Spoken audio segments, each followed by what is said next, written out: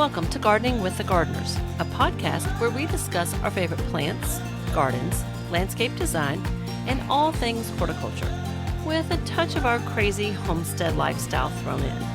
I'm one of your hosts, Matthew Boone Gardner, a horticulturalist, landscape designer, and fourth-generation owner-operator of Boone Gardner Landscape. And I'm Hope Gardner, Matt's wife, a horticulturalist with our local county extension office, as well as a landscape designer with the family business. And together, we make up Gardening with the Gardeners. Hello, hello, hello. Okay. Episode 14. Spring, spring, spring. Spring has sprung. Can you hear it boing, boing, boing? Spring. Yep. And I am so happy. Spring has sprung big time. I mean, Well, it has today. Yeah. We are still on that spring roller coaster. It's kind of funny to be recording this at 6:40 at night, and we're like, it's nice and sunny outside. And it's warm. Yes. We should be out gardening. But we're I will admit, today is the first day, literally today is the first day of the year that I have put shorts on because it's so hot. Oh, yeah. And I love it. And I'm not going to talk about the winter weather freeze warning that we have for tomorrow morning. Well, we should talk about that. I don't want to talk about it. I want it to be sunny. But we can come back to that if we want to. Okay, let's come back to that. I'm going to make a note because I want to make sure to tell people about that and what not to worry about. So, farm update. I guess things are moving and shaking around here. The peacocks are going crazy. They are making more noise and racket, and I'm sure our neighbors are madder at us than ever before. Than a wet hen? Yeah, now that we have 10, 11 peacocks. And the chickens have really kicked it into overgear. Yeah, we have eggs coming out of our ears. Oh, my good gracious.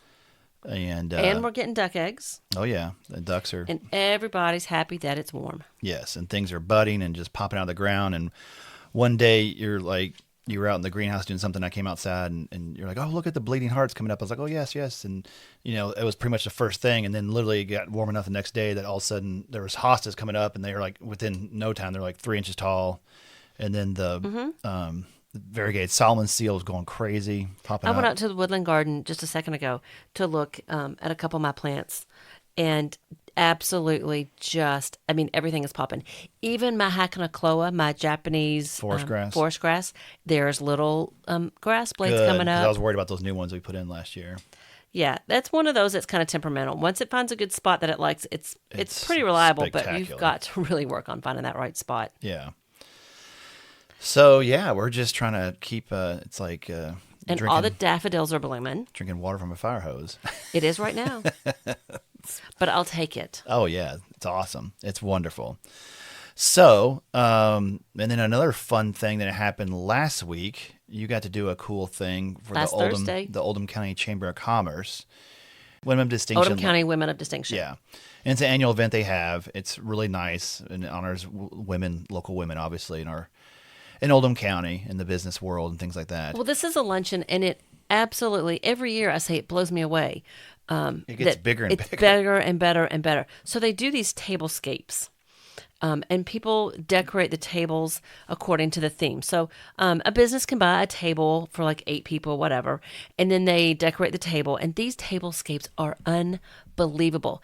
And we were really, really fortunate that the theme this year was bloom where you are planted. So, I mean, how absolutely perfect was that? Yes. And some of these tablescapes, just the amount of flowers and blooms, you would almost think that we were at one of the, like the Rose Bowl parade or whatever with the detail that they went into. And just, I can't quit talking about it because it's like, it's one table is like spectacular, and then the one next to you, you're like, oh my gosh, that's even like more awesome, and then the one over here is even better. Okay, so enough about the tables. That's not why I brought this up, but I know, but that's what I like to talk about. Because of being bloom where you are, bloom where you're planted. Bloom where you're planted. You were a past reward recipient. I know you don't like to talk about yourself, but. So in 2015, yes, you were blessed to be honored by them as the Tony Cotton Woman of Distinction. And then they had you come back and do a speech this year. But first, the cool thing was they honored Tavia Cathcart Brown this year. Tavia is a friend of ours, and She's amazing. She is a force of nature, and she deserved the recognition 100%. She So runs she runs Creasy Mayhan Nature Preserve. And what she has done single-handedly, and I say single-handedly because she's the director, and I think in the beginning they only had like 3 staff and then a handful of volunteers. And what they have done out there She at had 20 employees Creasy, now or something. I think so. Yeah. but at Creasy Mayhan, and if anybody listen has not had the opportunity to go out and visit Creasy, it is definitely worth like a Saturday afternoon. It's one of our Oldham County gyms, along with the Udell Gardens and things like that. It's really cool, really cool. But it's a nature preserve, so there's lots of fun trails to walk, and they've done a great job. I mean, Tavia has amazing programs out there, and they have a really neat kindergarten school or preschool. Nature school. They are outside every single day. They get these kids, and she was telling the story that one of the children out at the school literally watched an ant on a log for 10 minutes. And if you think about that age, and you think about what these kids... Lack of attention span. And for them to be so into nature that they literally just watch an ant crawling for 10 minutes. Not YouTube. Yeah, exactly. So I mean, what they're doing is just spectacular, and Tavia just really deserved it. And so the theme of the program really kind of matched. What she and then you did a fun little presentation at the end where you built a bouquet while kind of doing an inspirational speech about being in bloom where you were planted and all of life's handling the ebbs and flows of adversity and good things and all the above, everything that comes at you as a woman. And so it was a fun event. It was cool that you were honored. It was great that Tavia was honored, and just a fun thing to be a part of. So. It was fun. It was very fun. So, and then, guess what? Other than that, we're just You're slammed. swamped. Yeah. I'm so busy with our landscape business. This really is drinking water from a fire hose, but it's awesome. It's like, I was joking with you. I think this is the first week we've had in quite a while, first full week where the guys could work the whole time without, rain or something. Well, weather, so that the weather has kind of worked with you guys and kept... Got a lot done this week, so... And you know that spring is here when you actually, winter is really bad. The freezing, the rain, and all that. And so when we have a first full week, it's just like, let's celebrate. Oh, yeah. Yeah. So the guys have done a really, really great job. Crews are doing great. Got a great crew this year and knocking out our spring cleanups. Now we got to start doing our other jobs and things. And it's been great. So last week we did talk about spring cleanups. And so, it really is that time of year. And this week we're going to talk about... Spring Ephemerals. Spring Ephemerals, yeah. Yeah. So I think that name kind of catches people sometimes when you talk about Spring Ephemerals because they don't really know that ephemerals word or associate that. Real quick, before I forget, because there was a couple little items I just wrote down just to make sure. One thing I wanted to come back to, we'll definitely come back to Spring Ephemerals. And it ties in perfectly with Creasy Mayhan. It's a great place to go see them right now. Yes. However, just a few bullet points. I wanted to make sure we talked about the freeze warning. So we have this lovely weather and we have these fluctuations. And I know we talked about this before. And I literally got this client, a client had this question for me today. It was like, what do I need to do with these new plantings you all just put in? I was like, don't do anything. It's just, they're fine. You don't need to cover them. You don't need to do anything. And you will see some people do this, but as we said before, we're more laissez-faire and we think now you may, like you said, a hosta may get some burnt foliage, but it'll come through. It'll show the signs of freeze, yes. Yeah. Most things pop back up. Most things will pop out. Most things will be fine. And as a general rule, we say just ride the wave, let nature do her thing, and everything will be fine. Don't freak out. Yes, it's frustrating. Now, obviously, if you got, like we said this in the last episode, I think tropicals, if you already bought your annuals at Costco or Home Depot, put them in the house or put them under cover. Yeah, I think the thing that really hurts most during these early spring freezes is a lot of times we'll have these gorgeous magnolias in bloom. And a lot of times, the flower petals, they will definitely get burned. And that is sad because I love a beautiful magnolia. And unfortunately, yes, it happens anytime we have a late frost or freeze. And we're still in the beginning stages of spring. We've still got a couple months, where we're going to get some kind of roller coaster temperatures. And so just be patient. just know that typically the freezes are not going to kill. If you have a magnolia, it's not going to kill the magnolia, but you may lose the blooms this year. Yeah. But they'll be next year. Exactly. Something to look forward to Exactly. already. Yeah, don't sweat it. Don't worry about it. It's normal. It happens every year. And so, it's going to happen. And remember, patience is key in spring. Even though things are going crazy and firing off, there's still plenty of plants that are not even going to be anywhere close to breaking dormancy. Things like crepe myrtles, they're the very last Oh, one. absolutely. Obviously, Nandina, we get calls every year that Nandina are dead. They're not. They look dead, and the way they leaf out and bud out is so different than other plants. It's kind of unusual, but they do not. They'll be fine. So just remember, it's still early, so a lot of things are showing. They're not even. They're not waking up. ready. Yeah.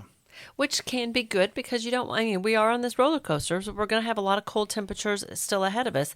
We don't want things coming out too early. And so, like we said before in the last episode too, is a lot of the evergreens. You're seeing winter burn and things like that on your laurels and boxwoods. some southern magnolia. Depending on the location on the property, I've seen some already flushing growth, and then the others like ours are still just sitting there waiting their time. So I was in Frankfurt and I had an opportunity to meet a coworker, and we went to Cove Springs Park down in Frankfurt, and the colors of the redbuds is just spectacular. I was amazed at how much further along. yeah, because our red buds aren't doing anything yet. Actually, driving home today, this afternoon, I saw a little bit of color showing. Well, and our weeping red bud is starting to show a little bit. I noticed that. So, there's pockets. Yeah. I guess Frankfurt was just, maybe 2 or 3 days ahead of us. Hopefully, with this warm weather today, it's really going to kind of kick them in. And then if we don't get too much freeze, it'll just slow them down a little bit. It's not bad. Usually our red buds do not get damaged, but hopefully by this weekend we're going to have some really pretty red bud color. So this Cove Park, is that what you're calling it? Yes. I've never heard of it. You know what? I guess I knew it was there, but I'd never been to it before. Is it close to Wilson's? Not really. Okay. It's kind of, if Wilson's is on one side of Frankfurt, this is kind of on the 3/4 of the way around the city on the other side. It was a great little park. And I say park, it's not going to have like seesaws and swings and stuff. It's more of a nature preserve and hiking trails. I think they had like 12 to 15 different hiking trails. Amazing waterfalls right now because of all the rain that we've had.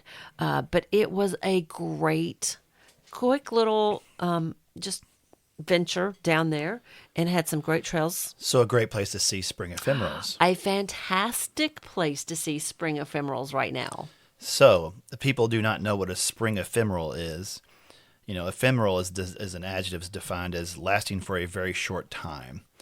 And the spring ephemerals are woodland wildflowers that develop early each spring. They bloom and then they produce seed. They're an invaluable part of the local ecosystem in our woodland areas. They are. And they provide food for your pollinators. Your little bees are some of the first guys they get to partake of. Exactly. And that's one of the reasons why they're so important. The amazing thing is that this is in the spring right now, these plants would be in full sun. So that's why they come up, they bloom, it's full sun, then the leaves start coming out on the trees, and then they go dormant. Mm-hmm. And so when the leaves come out, they are actually in a shady location. Exactly. So that's it's kind of hard because when you plant them, you have to plant them in full sun in the early spring before the leaves come out, but make sure that they're shaded shade environment in the after that. summer. Yeah. Even though you're not gonna see them, you got to make sure that soil temperature doesn't get too hot. So we're fortunate enough to have like a little, our little wooded area wrapped around our property, and it's mostly like a white oak stand of native trees and some cedars, and there's hackberry and other native redbuds, but we have luckily our own native ephemerals that pop up right around here on the farm. It's really fun to just because we didn't plant them, but God did, and it's Mother wonderful. Nature did, yeah, yep. and and it is kind of a special little treat when you go out there and you get to see some trilliums or some other ephemerals that are blooming that you didn't plant or you didn't expect, and then they're gone. Yep. So this is the time. Get out. If you don't have your own little woodland in your backyard, then go to places like that Cove Park or Creasy Mahan. parts of Udell. Obviously, the park system, in Louisville, Yes. the Olmsted Park system's great for that. And the 21st Century Parks has some great woodland Oh, trails, I yeah. think, as well. Oh, So, yeah. yeah, just get out. On a day like today, there's no reason to be inside I know. unless you have to work. I'll throw back to Tavia again, but I know she's just advertised that she's doing a wildflower walk, and I know Udell does them too. But they'll go out and show people a lot of these ephemerals and things that are popping out of the ground right now. They're a lot of fun. So, we don't have the luxury of giving a video presentation, so we'll try not to, bore you too much, but we wanted to cover kind of some of these awesome little guys, right? Yes, and this is when I really do wish that we did have availability to show pictures. Maybe we'll do video someday. Oh, maybe. We'll see. We'll get there someday, maybe. So a great place to start would be trilliums, wouldn't it? I love trilliums. I Yes. do too. And we always love seeing them on our property. So much fun to walk around and explore and see them popping out of the ground and doing Well, the their neat thing. things is when you're walking around out kind of in the woodland area, when you come across the trilliums, it's like a little prize. It is a little prize, a little treasure. It is. And the neat thing is we have several trilliums in Kentucky. Oh, yes. I think there's like 3 that have red blooms, and there's a yellow and a white one. But the red trilliums. We'll talk about some. You go ahead and talk about Well, so there's the red trillium, and Trillium erectum. so like we said with the ephemerals, they're in the spring when they bloom, they may look like they're in full sun because the leaves haven't come out on the trees, but they all take that partial shade to full shade. Yes, absolutely. And so that straight red trillium is a really pretty red bloom. It's got like 3 red petals and then 3 smaller, kind of that, almost a greenish color petal. So that's how you kind of know that one between the other 2 that have red blooms on them also. Blooms April to May. It is April to May, and they can get, almost 24 inches tall. Yeah, that's So- kind of unusual. But I mean, I guess yeah. They're one of the taller ones of the trilliums. And like all these, they're going to be in medium to moist shade. So Yes. that's key too. It's not going to be a dry shade. It's going to be No, nice. they definitely need that moist. So And they like that, that woodland floor, like we talked very about. high organic matter. The leaf mold and things like that. You're going to leave all that organic matter, that leaf mold, for them to grow through. Yes. They're Mother Nature's mulch. So because that straight red trillium, like I said, it is the tallest. Then there's the other 2 reds that are going to be much shorter. And they're only going to get about 12 inches tall.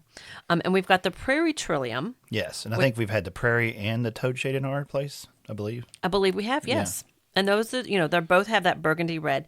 The neat thing with those is that they only have the red petals and they almost stand upright. Whereas the straight red trillium is more of a star shape. Yes, and the prairie trillium is Trillium recurvatum, and it has that awesome mottled leaf, which that's one of my. I always think when I think of trilliums, I think of that mottled leaf. It's like camouflage, Yes. and that's exactly like what it is camouflage. But it's Mother Nature's camouflage, and it's really a cool look on that leaf. So it's kind of that, a dark green, light green, kind of not speckled like dots, but exactly like you said. It's my that favorite camouflage. part of it, actually. I think it's really cool. It is. Now, all of these trilliums are an essential nectar source for pollinators in the springs. And that's one of the reasons, they bloom so early, and it's one of the few things. And so our natives are really attracted to them, and thank goodness, because they do provide that nectar that is such an important early spring. And that toadshade trillium, we're talking about Trillium sessile. I love that name toadshade because it's just exactly what the name describes. You can have little toads sitting under the leaves, just kind of chilling in the woodland forest area. So Yes. And so this leaf is not as mottled as the prairie trillium. And that's, an easy way to determine, between the 2 of those. And I guess we'll go ahead and you want to mention the yellow wake robin I love trillium, that one. Trillium grandiflorum. Yes. And it has a strong mottling on their leaves. Yeah, it's more white. And it's, it is the yellow. So it's got the name, yellow wake robin. And it has a definite the flower stands more stands upright. up. Yep, absolutely. And then, of course, we have to talk about the large white. Oh, yes.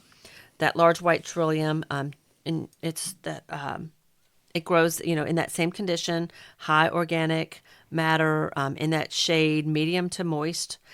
It can get, close to 18 inches tall. So it's not as tall as the first red one, but taller than the other ones that we just talked about. And This is one that you have to be really careful because deer do like to graze it. So if you are trying to plant more trilliums in your yard to naturalize, be careful because this one can get nibbled on by the deer. And the larger white is the Trillium grandiflorum, and the yellow wake robin trillium is Trillium luteum. How could I forget? Luteum is yellow, so yeah. Well, there you go. So another plant that I love that we have tons of them on our property, the mayapple, Podophyllum petaltum. And just like the trillium, it's going to grow in the same environment we're talking about. But they produce. I almost equate them to like little umbrellas or parasols. The way the leaves come out, they're really a neat kind of big palmate leaf. Well, and the leaf does stay throughout summer, usually in the It shade. actually lasts. This is not one that's going to disappear. Yeah. The neat thing, though, is that it blooms underneath the leaf. Mm-hmm. So if you don't know what you're looking for, a lot of times you're going to miss that hidden. flower. Yeah, it's hidden underneath the hand of the leaf, basically. Yes, and these are going to bloom like April and May. So that's why, you've really got to kind of get out there early to see them. But this is another pollinator plant. So it's like for the bees and the flies, this is one of those that's going to be a really great source early when they're just coming out of like kind of their dormancy, getting ready to get going. And it really colonizes. It'll kind of really take It'll over. take a whole hillside. Yeah. That's cool. This other one that I saw today is the cut leaf toothwort. Cardamom. Yes. We've got quite a bit of that in the woodland. We've got a lot of those. It's a pretty little thing. It's a very dainty little flower. And just like the name says, the leaves are very cut leaf. So it's a very thin, serrated leaf. Little white blooms with the yellow centers. Uh-huh. They've got a little bit, just a barely little bit of pink Rose, to them. yeah, blush on there. And they're going to bloom in March to May. So they're going to stick around for just a little bit. Yeah. And one of our favorites, and we were always real excited to get our first one from the source. Well, not the source, but Jeffersonia. Yes. Twin leaf. It's a really cool plant. And then years ago, you and I got to go to Monticello, and we were very excited to get a twin leaf from Monticello. Exactly. Speaking of Jeffersonia, I just love this description from their website. This rare and desirable native woodland perennial was named to honor Thomas Jefferson in 1792 by the father of American botany, Benjamin Smith Barton. Jefferson grew the plant at Monticello in one of the oval flower beds in 1807. The attractive flowers last only a few days, often a period about the time of Jefferson's April 13th birthday. Well, that's a nice birthday present. Yeah. Twin leaf is well worth growing for its lush green foliage, which makes a beautiful ground cover for a shaded site. It's easy to grow, but very slow to propagate, and takes 5 to 8 years to bloom from seed. So wow. We talked about that in our seed episode. And that's even longer than those rhodia seeds. These are most of them are nursery propagated plants. Oh yeah. Yeah. I mean, nobody wants to wait that long to see a bloom. Yeah. It's a great plant. I mean, don't get me wrong. If that was the only opportunity I had, I would take it. But yeah, I want instant gratification. And the reason it's called twin leaf is because it does, the right side and the left side of the leaf do look mirrored. So it's a really unique little leaf. It is. It's definitely, and you can tell. I mean, once you know what it looks like, I saw some at Cove Springs, and I was like, I know exactly what that is because it is. It doesn't look like. Yeah, it's very unique looking. It is a great little plant. It's going to get about 18 inches tall, and it blooms March to May. And then something that's really interesting is, with a lot of these pollinators and these early spring plants, the neat thing is these seeds are dispersed by ants. So, the bees and the flies may come and pollinate the plant itself, but then the seeds have to be dispersed by ants. They carry them around to get them to new places. It was formerly grouped in the genus Podophyllum. So it was actually, we just talked about the mayaples. That's Podophyllum, so it used to be part of that. But they've separated that. But it's protected by state laws as a threatened or endangered plant in Georgia, Iowa, New York, and New Jersey. Another interesting thing about Jeffersonia is it's a member of the family Berbedaceae, which is actually the barberry family. You would definitely not look at this plant and think that it was related to a barberry. But when you look at the flowers and the parts and things like that. Yeah. Another ephemeral that I really, really love is that Virginia bluebell. I think they're one of the, probably one of the best blue colors. It's kind of the quintessential ephemeral that people think about. I think so, yes. People love them. They do. They grow in that, all of these are going to be that part sun to shady spot. They're going to get about 24 inches tall. So they're going to be a little bit taller and they're going to bloom in that March to May timeframe again. And this is another plant that is an essential nectar source for the pollinators. Mertensia virginica, Udell Gardens, another shout out to them. They have a fantastic stand of their Virginia bluebells under those amazing beech trees that Theodore Klein planted years ago. It's the same stand that he's had. And it's a great example of a beautiful plant. Another neat thing about this is the buds are kind of a pink color. And then as they open, they go from pink to this blue. So in a stand of them, you're going to get multiple shades. So it really does, the colors yeah. that it offers is That's really unique. That's a great point. It's very unique. And it's one of the few, an actual blue flower is one of the rarest, like true blue is a very rare color in flowers. Shout out, I keep saying shout out, but shout out to Dr. Robert Geneve, one of my professors at University of Kentucky, who wrote the Book of Blue Flowers. And he covers all these different things like Meconopsis, the Himalayan blue poppy, and then like bluebells. But these flowers actually, they're not, because a lot of them are actually purple, they call blue or whatever, but like more like true blue is hard to find. It is very hard to find in that. Yes. So that's a great one. So another one, and I have to say, I think it may have already bloomed, is it's bloodroot. Oh yeah, bloodroot's real popular. It is, and it's really a beautiful white flower with just kind of a little yellow Sanguinaria canadensis. Yes. And it has a really neat leaf. It's not exactly like twin leaf, but the leaf can be very symmetrical, very mirrored on each side. And it's an interesting fact is because everybody, you look at it and you're like, why is it called bloodroot? Because it's, but it gets that name from the fact that there's a bright red sap that oozes from the roots when you cut them. And it will turn your hands bright red. It's funny because the flower is like white as parchment, but it has this blood, beet red. Well, if you look at the stems of the leaf that go down towards the ground, they're actually going to be a red. Yes. Kind of a burgundy. They're not, not real showy bright red, but you can see where, you can tell that the root would be bright red because those stems are red too. Exactly. So that's a neat little one. And like I said, I think it has probably already bloomed. It's an early bloomer. It's March to April. Mm-hmm. Ones that bloom a little later and have really taken off in the nursery trade are the jack-in-the-pulpits. I love the jack-in-the-pulpits, Erasemas.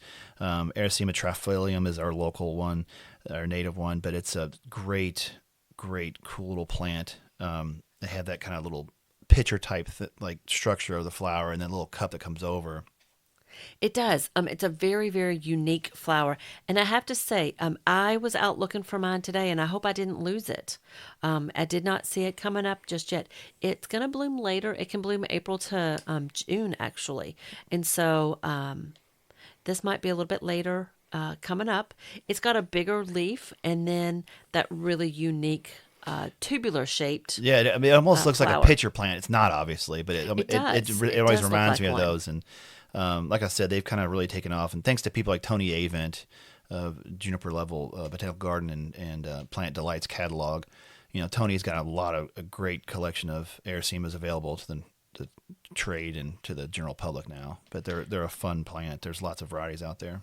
Now, I will say, you have to be very careful. Do not try to eat this plant for any reason because it is poisonous to humans, but it is a great food source for even your reptiles, the woodland reptiles and birds, when it goes to the berries. Oh, here's another really neat ephemeral that I'm starting to see more availability, and it's that Eastern Shooting Star. And that flower is a really, really unique flower. If you think about what a shooting star would look like, so these flowers kind of hang down, and there's a little point to the bloom, but then the petals actually shoot back. Mm-hmm. So it looks like almost like a shooting star. Like a dart. A dart, yeah. And they're a really pretty, kind of a raspberry. The petals are kind of a raspberry pink color. And those are really, really neat. They can actually get up to 9 to 18 inches. They're going to bloom April and May. And again, a great source for our pollinators. So if you want a pollinator garden or want to plant some things that are going to help the pollinators early in the spring, this is another fantastic one. I was going to say there's another great ephemeral that is becoming more and more popular, I think, in the trade. And there's a ton of different varieties, and that's the snowdrops. Oh, yes. There's so many. When you look at them, they just look like a really cute little dainty white flower that kind of hangs down. But when you start looking at all the different varieties of snowdrops, Oh, my gosh. There are a lot of them. there are. And so you can really get kind of specific on, how much green is in the white of the flower. And so there's so many, there's people that actually collect them, but you can plant them. This is one that you can kind of plant in a mass. They're going to bloom March to May. So it's a little bit longer bloom period. That's why I think it's becoming more popular in just the general trade. Because there are so many people that do these, the collections, but they're not going to last forever. It's once it gets really warm, they kind of disappear also. But those giant snowdrops are fantastic little plants. They really are fantastic. The giant snowdrop, Galanthus eloisii. The species is a namesake to the English botanist Henry John Ewells and from 1846-1922. So you want to talk about Uvularia grandiflora or large flower bellwort? We certainly can. Bellwort.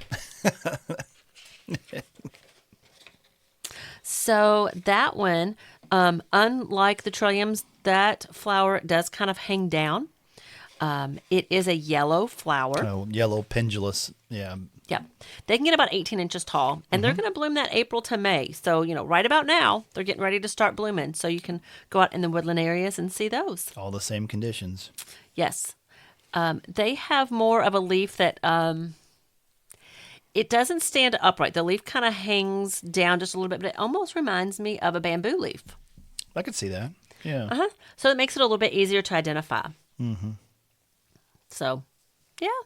I can edit these pauses out. Don't I worry. really wish that we had pictures on our presentation today because these flowers are so pretty and it really would help people. So I have to say, everybody listening, please go out in that woodland and look for these guys because you can find these little treasures. Exactly. Virginia's Spring Beauty, Claytonia virginica. That is one of those flowers that I think people, you just kind of look over it. Yeah, because there's unfortunately. anywhere from 3 inches to 12 inches, usually They kind are. of smaller. And it's that little star-shaped leaf with the Or star-shaped petals. petal. Yeah, petal leaf. And so I love the color purple. And what I love about this flower is it's a white flower, but it has purple veins in it. So it's Yeah. like purple striping. Uh-huh. And they're just really a sweet little bell-shaped or a star-shaped flower. And this is another one we'll see your excellent source, nectar source for the pollinators, such as bees and things. Yes. We'll see them on there in the early spring.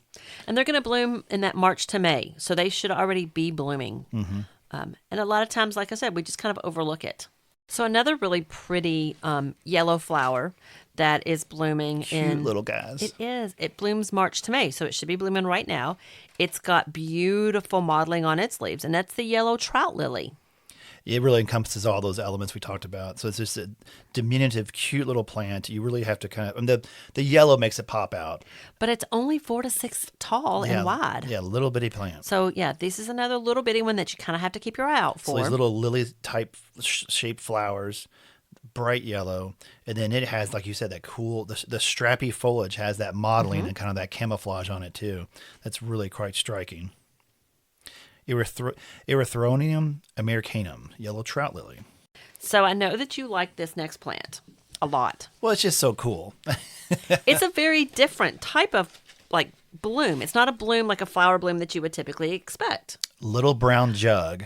And that is just exactly what their blooms look like. It's a cute name, and it's an Asarum aerifolia, or arrowleaf sometimes called.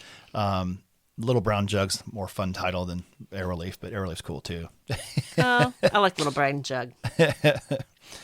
We love Acerums. They're a great category of plants, and then this is Maybe we should do a whole podcast on Macerums. They're such a neat little plant. They really are unique. So with the little brown jug, one of the neat things is that the bloom is actually almost at ground level. So it's below the leaf, and you really have to look And it's amongst hard. the leaves, the leaf Yes, litter, and the it's leaf brown. litter. Yeah. So, I mean, you've got these green leaves that kind of stand up. They have that acerum-shaped leaf. And then down below at the base of the plant is where you have these little, Little pear shape or jug shape. I was going to say bulblet type Yeah, bulb. Yeah. bloom. And they're brown, so they kind of match the mulch. You have a little opening on them and very small. And the plant itself is only 1 inch to 18 inches tall. I mean, I guess they can get pretty good size with the leaves and stuff. But those With the little leaves, blooms, yes. yeah. So the bloom is only like an inch off the ground, but then the stems are going to stick up more, towards that 18 inch. So you can see that there's a big height difference between where the bloom is and where the leaf is. So little brown jug, Acerum aerifolium or arrowleaf. Yay. Obviously, we have to talk about lady slippers. Oh my gosh. Spectacular. That's another one you could have almost a whole entire podcast on lady slippers. They're so phenomenal. Yeah, they really are. So, The lady slipper orchids we're discussing. yes. So obviously, they do have kind of that orchid-shaped bloom to them. So the pink lady slipper is obviously pink. That shape at the bottom. And it has the orchid, kind of that classic orchid above it, and then this kind of collection area below. And it's such a unique flower. I love it. I've gone, again, it's going to be that part shade to shade, that high organic, moist. They can get up to 18 inches. Now, that's going to be a stretch, and they're going to bloom April and May. So, again, this is, the first part of April. Keep your eyes out. These are going to start blooming here pretty soon. Cypripedium accal, pink lady slipper. Okay, and then what about the yellow lady slipper? Cypripedium pubescens, and it's the same thing, but that cup or that little, like you described, bulb, it's not a bulb at all. We're just trying to describe the shape, is yellow. And it has those little red specks inside there. And it's really pretty. And then the kind of the parts of the flower above that. They're twisted like somebody's mustache. Mm-hmm. So those are a really fun one. And then, of course, we have the Kentucky lady slipper. Kentucky lady slipper is probably my favorite of all. I mean, they're all, that's hard to say, though. They're all lovely. They're also Cypripedium kentuckiensis, and it's spectacular. But it's a real pale yellow, but it's got that pink in almost little dots around the little the top of the cup. Mm-hmm. It's really pretty. Yes, and horticulturally, we should know what the anatomy is called, but that is just slipping my mind right now. Sorry, happens. It does. But these, the Kentucky or the Kentucky lady slipper, it can't get 32 inches tall, so it's going to be probably the tallest of all of them. The flowers themselves are like 3 inches long. So it's a bigger flower. And it's, again, April to May blooms. And it's not easy to find. It's almost rare. So if you can find it in the trade and more wildflower nurseries. Yeah, more often than not, it's going to be like a native plant nursery. Yep, native plants. But if you can find them, yeah, definitely grab them and put them in that right plant, right place. So find a high organic, shady area with some moisture. Mm-hmm. And hopefully you can appreciate the lady slipper as well. I guess that's a good note to end on. I mean, we could go, there's plenty we did not discuss, obviously, and there's plenty more, but... well, they have books and books about ephemerals. Of course. And so, yeah, if you want to learn more, I'm sure there's some great books on Kentucky ephemerals out there. But don't let them slip by. They're only here for a short time. So we'll see you next time on Gardening with the Gardeners. Thank you for listening to Gardening with the Gardeners. Please subscribe or follow to get new episode updates. And please help us get the word out about our new podcast by dropping a rating or review. If you have any questions on landscape, gardening, or horticulture, please send them to gwtg@boonegardner.com. That's Gardening with the Gardeners. And don't forget Gardner with an I, Gardiner. Thank you for listening to Gardening with the Gardeners, and we'll see you next time.